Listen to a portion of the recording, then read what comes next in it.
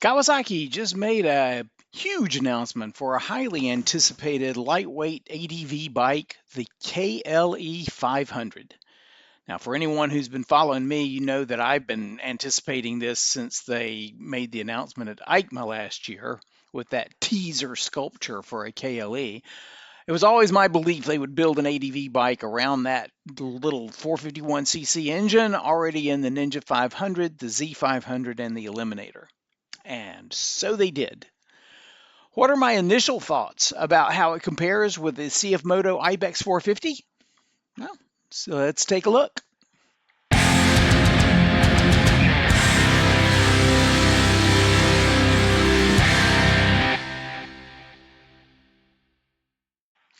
Hello, everybody. Welcome back to Bike Like a Dog. Be sure to like and subscribe today. If any of the riding sequences you see today were done prior to my knee surgery, so these are continuing the V-Man 1313 West Georgia Adventure Loop that I took down to the covered bridge on this particular day. Let's talk about this new KLE 500 that Kawasaki just announced. Now, from the specs, it's pretty obvious this is a straight-on competitor to the CFMOTO Ibex 450, the Royal Enfield Himalayan 450, the KTM 390 Adventure R, the yet-to-be-released BMW F450 GS, and the possible Touareg 457. That's a lot of bikes in this segment. Two of them aren't even out yet. Now, while it's technically up against all of these bikes, the only one I really have any experience with is my Ibex. So that's the one I can compare it to the most because I am not a super experienced rider and I'm not going to be doing any riding reviews on the KLE because I just don't have the experience necessary that I believe is necessary for being able to really compare motorcycles in a way that would be useful to the general populace. Plus, I know there are going to be plenty of other well-qualified people who will do it because they've been riding the Himalayan, they've been riding the Ibex, they've been riding the KTM, and so they're absolutely going to be grabbing this in the next month or two, and they're going to start riding it, and they're going to be doing direct head-to-head comparisons with those bikes, and I'm looking forward to seeing it, but I am not qualified to actually do it. Not to mention I can't afford to do it. My wife would kill me if I went and bought one. Okay, so the first thing I want to do, though, is take a look and let's take a look at what models we're actually comparing to. Now, we don't have a lot on the KLE. They've done a release video that talks about some stuff. They have some stuff on their website. We can infer some stuff. And so there is some stuff we can look at. And again, this is my initial reaction. I may have another reaction once I have more time to think about it. But comparing these models, the CFMOTO, well, there's only one, right? The Ibex 450, there's just one stock trim. But Kawasaki has two models. They have the base ABS model, and then they have the KLE 500 SE, or Special Edition ABS model. In order to do an apples-to-apples comparison, I really feel like we need to use that Special Edition, or SE model. The reason is it has a TFT display that you cannot upgrade to from the base model. It also has LED turn signals as part of it, which CFMOTO has as stock. And I'm not sure that those are in their accessory catalog either. So to do apples to apples, I want to make sure we're looking at the same feature set. Now, the SE model for the KLE has some other modifications that don't come on the base on the Ibex right out of the gate, but they are kind of the first modifications that everybody makes.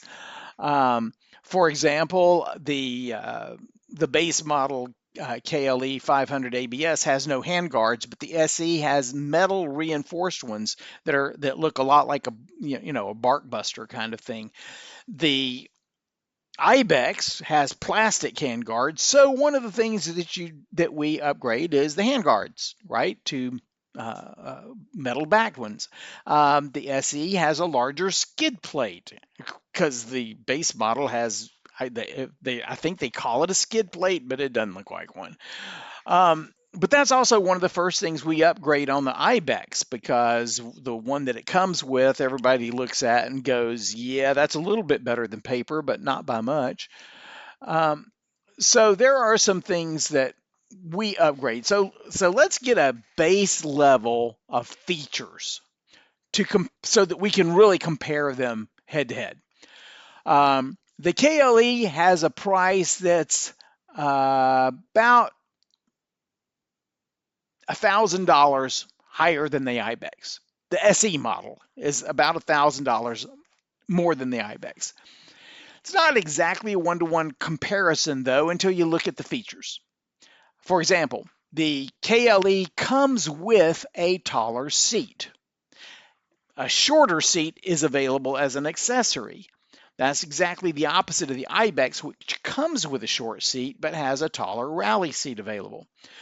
So if we're going to compare, we need to compare tall seats. The rally seat for the Ibex is about $200. So that reduces the difference in price to about $800. The CFMOTO still comes with the plastic hand guards, but they now have in their accessory catalog some aluminum-backed ADV hand guards available for about $200. So that reduces the price difference to about $600. I'm not going to try and go in and look at a Service or Bark Busters or something like that. I'm using the CFMOTO and Kawasaki catalogs for comparison, because trying to do third-party aftermarkets as part of the comparisons, it would just be a nightmare. Let's use the manufacturer catalogs for each. Makes it simple. All right. Now, the KLE's SE model has a taller windscreen than the base model.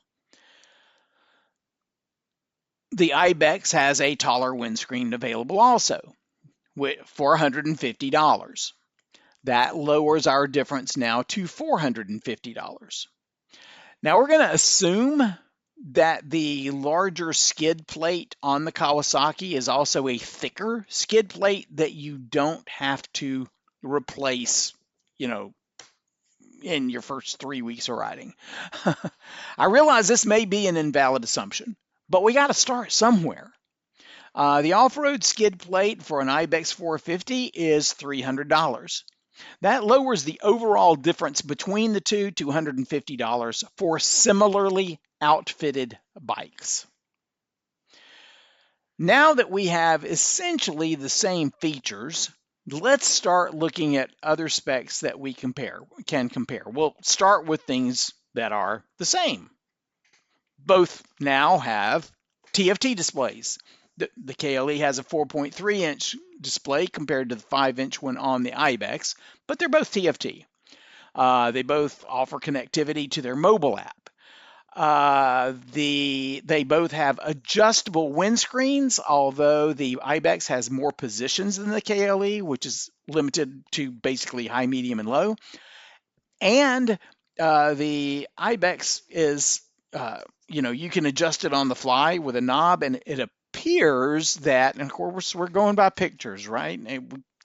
We don't know for sure, but it appears that you actually have to take the windscreen off using a tool on the KLE, make the adjustment, put it back on. So it's not something you can do on the fly. Yes, it is adjustable, but you got to stop, get some tools out, make the adjustment, and then, keep going.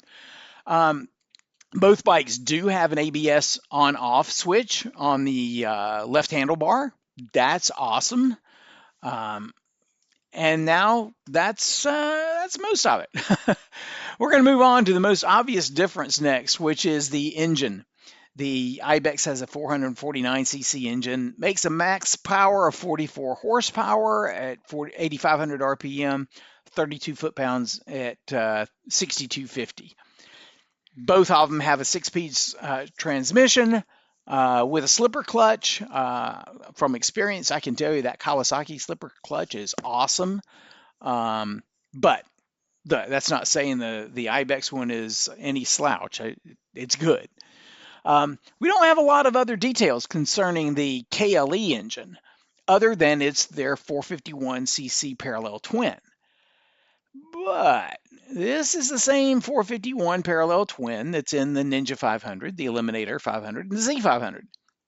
All three of those bikes show the exact same specs. 51 horsepower at 10,000 RPM. See no reason why the KLE will be significantly different.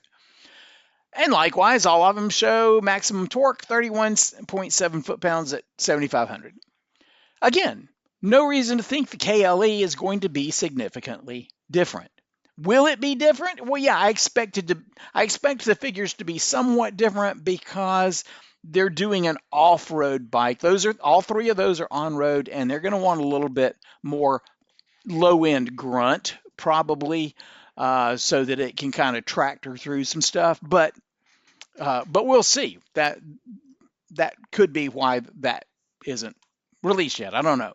Anyway, one difference, of course, that really obvious to anybody that listens to the bikes is that the Ibex has that 270-degree crank compared to the 180 degrees on the Kawasaki. With 44 horsepower in the Ibex and likely something at least close to 51 in the Kawasaki, the KLE may have 6 or 7 extra ponies that could be pretty significant. We'll just have to see how that works out with the weight. Now let's take a look at the weight. The Ibex weighs in at 386 pounds dry, and here's where we have to guess at KLE numbers, right? The Z500 is 335 pounds dry. The Ninja is 344 pounds dry. The Eliminator is 361.5 pounds dry. I think we can assume that the KLE is probably going to at least be the same as the Eliminator and possibly more, because they have to put together that trellis frame. There's a lot more metal in that. And so I'm expecting that to come in a little higher. But given that you've got another, maybe 6 or 7 ponies, even if it's the same weight, you're still looking at a pretty good power to weight ratio, or at least a better power to weight ratio than something like the Ibex. Should note the KLE has a 4.2 gallon tank as opposed to the 4.6 gallon tank on the Ibex. That means that the difference between the dry weight and the wet weight isn't going to go up as much, right? Because there's an extra 0.4 of a gallon of fuel that you're not going to be carrying. Don't know what that's going to do for range. It's going to depend on your mileage and what kind of mileage you get on the bike and everything. But it's still going to be, with a 4.2 gallon tank, I'm still expecting it to have a 200 plus mile range easily. Now let's talk about suspension. Both bikes boast KYB inverted forks on the front. Based upon the pictures on the Kawasaki website, I don't see any adjustment capability on the KLE, but I don't want to make that assumption. But we will note that the Ibex is fully adjustable on the front. The Ibex has 200 millimeters of travel in the front, while the KLE has 210. But the KLE only has 6.9 inches of ground clearance, while the Ibex has over 8 inches. So there is that. Okay, now let's talk about seat height. The Ibex has an adjustable seat height of 31.5 to 32.3 inches with the low seat that it comes with. But remember, you're looking at the tall rally seat because we're trying to do apples to apples. And the rally seat on the Ibex adds 2 inches, meaning that that's giving a range of about 33.5 to 34.3 inches. The KLE seat height is right in between there at 33.9. All right. The lower seat reduces the seat height on the KLE by 5/8 of an inch, taking it down to like 33.275, I think, something like that, which is slightly less than the lowest setting for the tall seat on the Ibex. Doesn't get down to anything close to what the low seat on the Ibex is. Now let's talk about wheels and tires. The Ibex 450 has an 18-inch rear tire, 21-inch front. They're both tubeless. The KLE, on the other hand, has a 17-inch rear with a 21-inch front. From the pictures, these appear to be tubed tires. And some of the other reviews, or not reviews, some of the other announcement things that I've seen, people have said, yeah, these appear to be tube tires. So whether they'll have a tubeless option available, only time will tell. However, if it does, I would expect it to go up a little bit for the tubeless versions, kind of like the Himalayan 450. However, it should be noted that while for me, I prefer tubeless tires, there are a lot of people that prefer tubed tires for their adventure bikes. So for some people, that's a detriment. So for some people, that's a big positive. So, you decide which you like. I'm a little, I'm a little wondering why they didn't put an 18-inch on the rear, because it seems to me like that's going to be a little bit better for, tractoring over some obstacles and everything. Anytime you've got a bigger tire, it's going to, it's going to be easier to get over obstacles. It also seems like that putting an 18-inch on the back would have added about a half-inch more of ground clearance, right? Because if the whole diameter of the wheel is 1 inch bigger, half of that's below the axle. So it would have raised that back in by half inch, which would have taken it from 6.9 to 7.4 inches. That's not necessarily insignificant. Anyway, let's keep going. Let's take a look now at factory available accessories, or manufacturer, I guess, available accessories. What's in their catalog that you can get on their websites? Directly on the Kawasaki CFMOTO websites. Well, let's start with auxiliary lights. The ones for the KLE are $432 for their fog lights. The auxiliary light kit for the Ibex is $266. I don't see any additional information about the fog lamps for the KLE. I know the ones on the Ibex are made by Denali. It's their DL2 model, just as an FYI. Next, let's look at the center stand. Neither bike includes a center stand, but both of them have an accessory in their catalog. So the center stand accessory for the KLE is $348. The one for the Ibex is $280. Let's talk about USB. The Ibex actually comes standard with a USB-A and USB-C port, while the KLE has a USB-C kit available for $95. It is what it is. Okay, luggage. Now this is where it starts getting, I start having to do some math. Okay, because CFMOTO doesn't sell the side and top cases separately, where Kawasaki does. So I'm going to kind of have to add everything together in order to get total cost for both the side and top cases. So for the KLE, the 21-liter side case set is $726. It requires the fitting kit, the side panel kit and one key system that are sold separately. Those are $236, $49, and $61 respectively. The 43-liter top case is $388, and it requires a top case panel 99994-1494-63E. I can't find that particular item number on their website, but there are similar top case panels for the 43-liter top cases for the KLR. The difference is that they're -63 and something else, which apparently has something to do with their color. That's the only difference I can see between them is their color. Those are $76 each. I expect this is probably going to be the same. It also requires a rear carrier for $313, the fitting kit for $66, and the one key system for $27.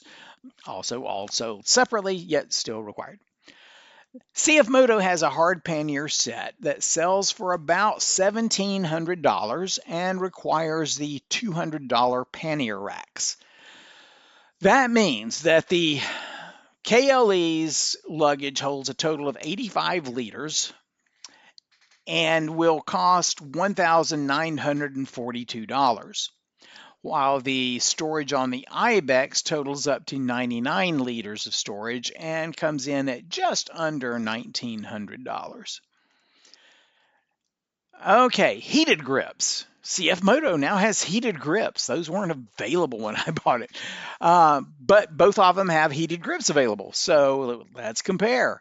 The CFMOTO grips are $150, while the KLE grips cost $408. Then radiator guards. Both of them have metal radiator guards available from the manufacturer. The KLEs are available for $185. The CFMOTO version is $100. By the way, you don't need to add all these up. I'm going to add all this stuff up at the end, so don't get too. If you're sitting there trying to scribble this stuff down really fast, put your pencil down. I'll take care of it for you. Now, of course, what would an adventure bike be without upper engine guards, right? Kawasaki has them listed for the KLE at $496, while the Ibex upper guard is $150. And that pretty much covers all of the optional accessories that are available from both manufacturers. CFMOTO does have a few additional options that are not matched on the KLE, like brake caliper guard, brake fluid, reservoir guard, chain guides, some soft panniers, lower engine guards, engine case guards, a couple of different tank bags, rally foot pegs, side stand enlarger, some of that kind of stuff.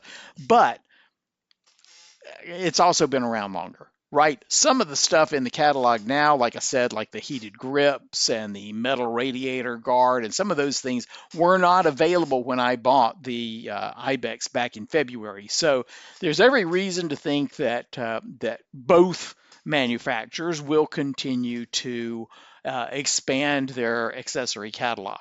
So I don't get too caught up on, well, CFMOTO has this option available and Kawasaki doesn't. Not to mention the fact that it's Kawasaki. Third parties are going to come up with stuff like crazy. Okay, it's Kawasaki. They are going to support the big four manufacturers, no problem. So the total for all those upgrades on the KLE would be $3,906.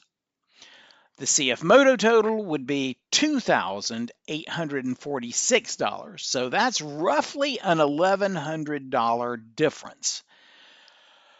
I can't say I'm that surprised because, I mean, let's face it, one of the draws to CFMOTO is that it's a budget-friendly option, right? The 450 SS is cheaper than the Ninja 500. The 450 NK is cheaper than the Z500. So, it's a budget-friendly option, which kind of makes sense that all of these parts would be budget option as well.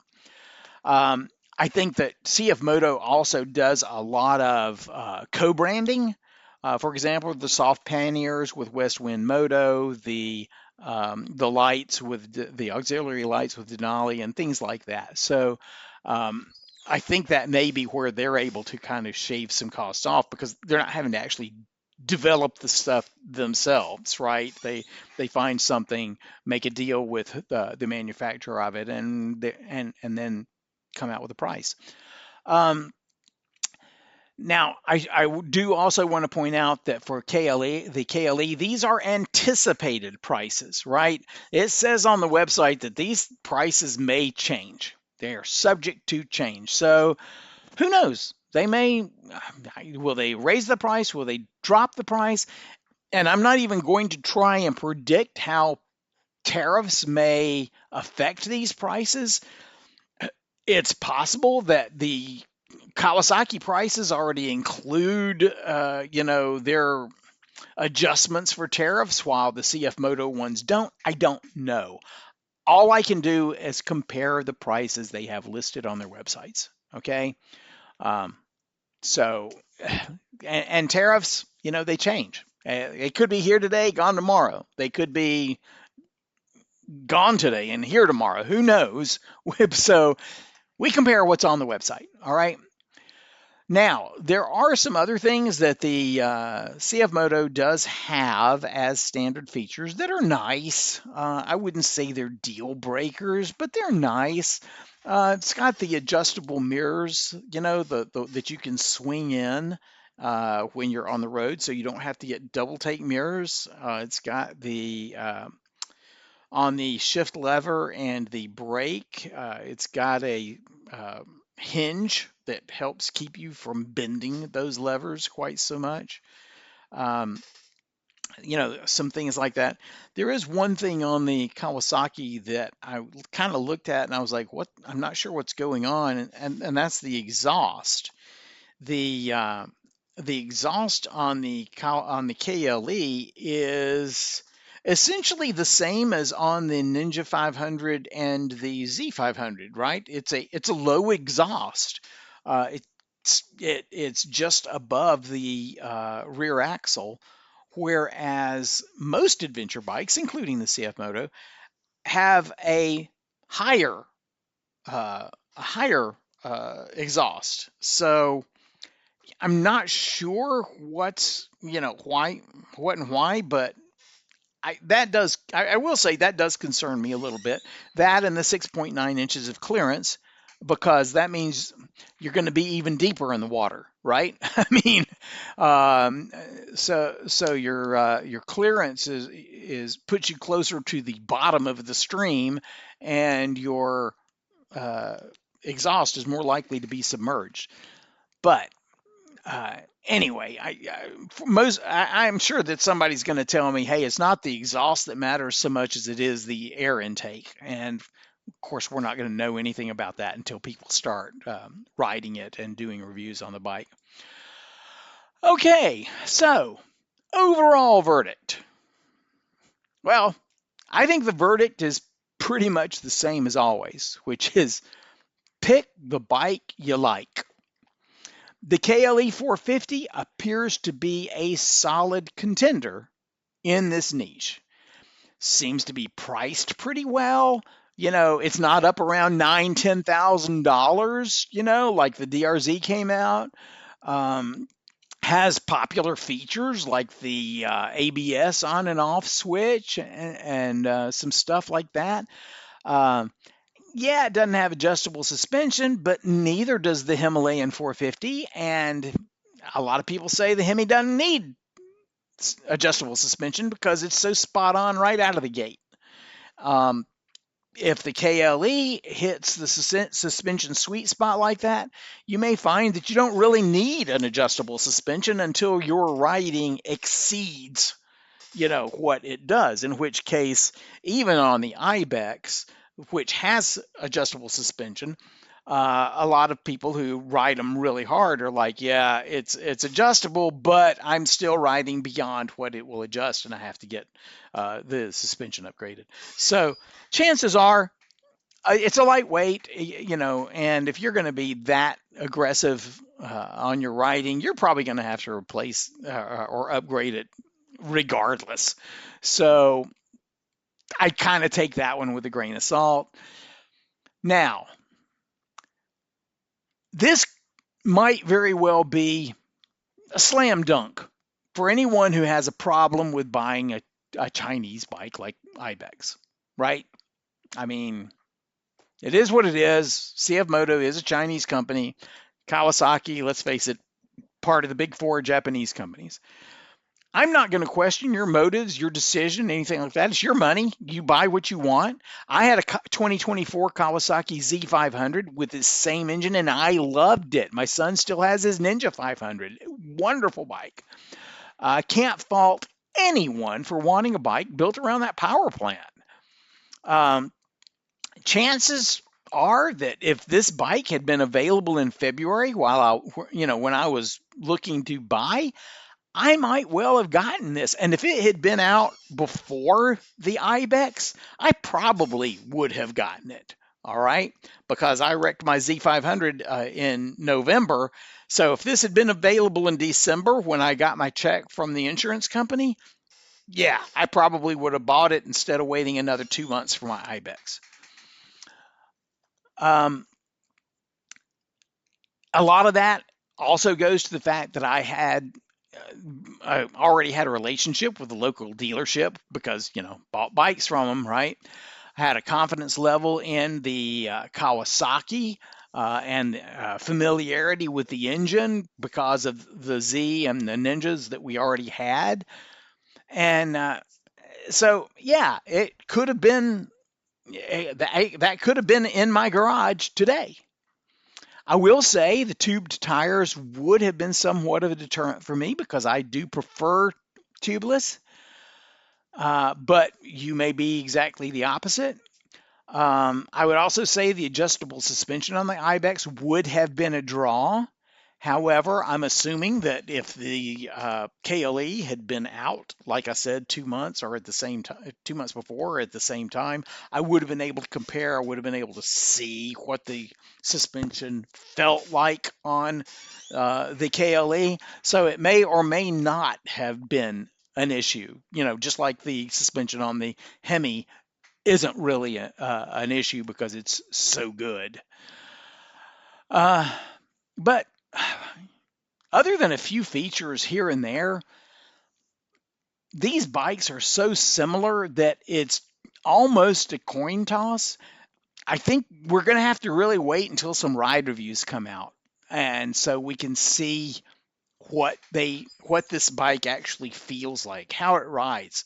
How does that ground clearance, really ride in a real world situation? Because depending on the suspension, I guess it's possible it's not that big a deal, but we'll find out when people start actually riding it over rocks and logs and things of that nature.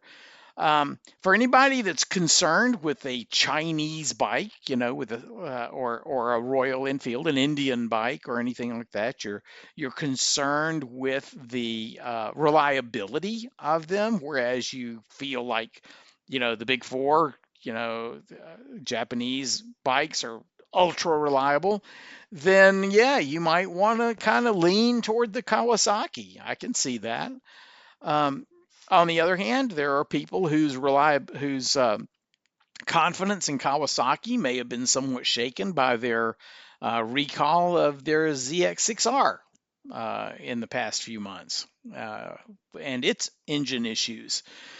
So, from what I've seen, the CFMOTO reliability worldwide on this 450 engine, in the 450 NK, the 450 SS, the CL450, the 450 MT / Ibex 450, all of these bikes that are out around the world and have been for about a year and a half, 2 years, something like that. From what I can tell, they've been reliable and not had a lot of maintenance issues. There have been some stuff. Every bike has some stuff, right? But at the same time, I know that one of the issues that I know of is the electronics where on the Ibex the odometer resets every now and then on some people's bikes. It hasn't done it on mine. Maybe I should say it hasn't done it on mine yet. But some people have said, yeah, I'll be riding along, and all of a sudden, I've been riding for 2 hours. I'll look down, and my odometer says I've gone 50 miles, and I know I've gone more than 50 miles. And it just keeps resetting. But I saw on the CFMOTO USA users group, whatever, on Facebook, that it said there's an update, a software update coming, and we can do over-the-air updates on the Ibex 450 in the United States. And this appears to be limited to the United States, by the way, the Ibex, which has some electronic differences from the MT. But yeah, they say that this is an update that's coming within the next month or so. It's currently just before Halloween in 2025. They say this is supposed to be coming out in the next few weeks or month, and that it will fix that. And it will restore your original miles. So if you've ridden 500 miles and it reset, you rode another 500 miles, it reset, you rode another 500 miles and it reset, and you download this, it will show that you've got 1,500, right? It's not going to just start over. It knows how far you've been, and it will restore your total mileage correctly. At least that's what they're claiming. We'll see, right? Okay, obviously the CFMOTO reliability for their motorcycles doesn't go back as far as Kawasaki. However, they have been doing side-by-sides for a while, so there's that reliability to kind of lump in as well. But bottom line is, you're going to have to pick out the bike you like, and I think that I'm going to be very interested in seeing the reviews, the actual riding reviews and comparisons that come out from a lot of the other content creators. I recommend watching out for those, and until then, we'll just have to sit back and watch the fireworks. That pretty much is a wrap for this week. So thanks for stopping by. Be sure, again, like and subscribe before you go today. And ride safe, ride often. And we'll see you next time. So long, y'all.